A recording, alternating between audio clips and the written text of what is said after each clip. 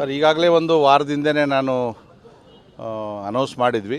ನಾವು ಈ ಧರ್ಮಸ್ಥಳದ ಬಗ್ಗೆ ಏನು ಅಪಪ್ರಚಾರ ಮಾಡ್ತಾ ಇದ್ದಾರೆ ಅದನ್ನು ಖಂಡಿಸಿ ಧರ್ಮಸ್ಥಳದ ಜೊತೆಯಲ್ಲಿ ನಾವು ಅಂತೇಳಿ ಯಲಹಂಕ ವಿಧಾನಸಭಾ ಕ್ಷೇತ್ರದ ನಮ್ಮ ಮುಖಂಡರು ಮತ್ತು ಭಕ್ತರ ಒಂದು 200 ವೆಹಿಕಲ್ಲು ಅಂತ ಹೇಳಿದ್ವಿ.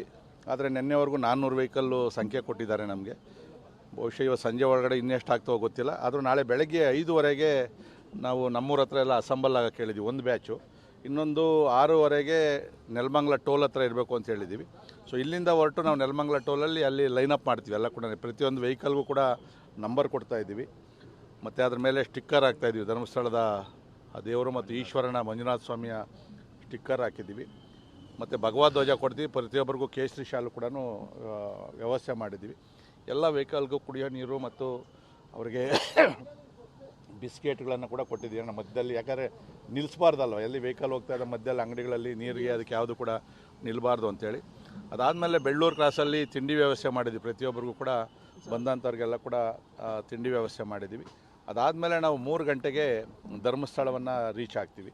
ಅದಾದಮೇಲೆ ಅಲ್ಲಿ ಧರ್ಮಸ್ಥಳದ ದೇವಸ್ಥಾನದಲ್ಲೇ ಪ್ರಸಾದವನ್ನು ಊಟವನ್ನು ಸ್ವೀಕಾರ ಮಾಡಿ ಅಲ್ಲಿ ಎಲ್ಲ ರೂಮ್ಗಳಲ್ಲಿ ಉಳ್ಕೊತೀವಿ. ಸಂಜೆ ನಾವೆಲ್ಲ ಕೂಡ ದೇವರ ದರ್ಶನವನ್ನು ಮಾಡಿ ಆ ಮಂಜುನಾಥ ಸ್ವಾಮಿಯ ಮುಂದುಗಡೆ ನಾವೆಲ್ಲ ಸಂಕಲ್ಪ ಮಾಡಬೇಕು ಅಂತ ಹೇಳಿದ್ದೀನಿ.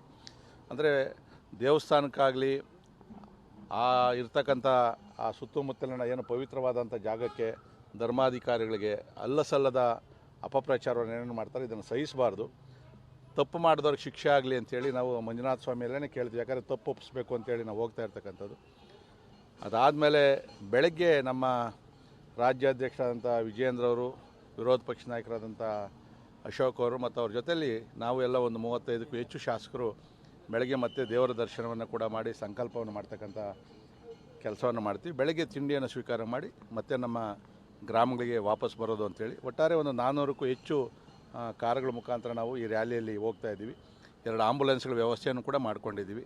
ಮೆಕ್ಯಾನಿಕ್ಸ್ ಕೂಡ ಇಟ್ಕೊಂಡಿದ್ದೀವಿ. ಯಾಕಂದರೆ ಮಧ್ಯದಲ್ಲಿ ಏನಾದರೂ ಗಾಡಿ ರಿಪೇರಿ ಆದರೂ ಏನು ಕೂಡ ಆಗಬಾರ್ದು ಅಂಥೇಳಿ ಎಲ್ಲ ಸೂಚನೆಯನ್ನು ಕೊಟ್ಟಿದ್ದೀವಿ. ಎಷ್ಟು ವೇಗದಲ್ಲಿ ಹೋಗಬೇಕು, ಓವರ್ಟೇಕ್ ಮಾಡಬಾರ್ದು, ಒಂದು ವೆಹಿಕಲ್ ನಂಬರ್ ಪ್ರಕಾರನೇ ಬರಬೇಕು ಅಂತೇಳಿ ನಾಳೆ ಮತ್ತೊಂದು ಸರಿ ಸೂಚನೆ ಮಾಡಿ. ಯಾಕಂದರೆ ಧರ್ಮಸ್ಥಳಕ್ಕೆ ಹೋದಾಗ ಸಣ್ಣ ಪುಟ್ಟ ಏನು ವ್ಯತ್ಯಾಸ ಆಗಬಾರ್ದು ಅನ್ನೋ ದೃಷ್ಟಿಯಿಂದ ಇಷ್ಟು ನಾವು ಕಾರ್ಯಕ್ರಮವನ್ನು ನಾವು ಹಮ್ಮಿಕೊಂಡಿದ್ದೀವಿ.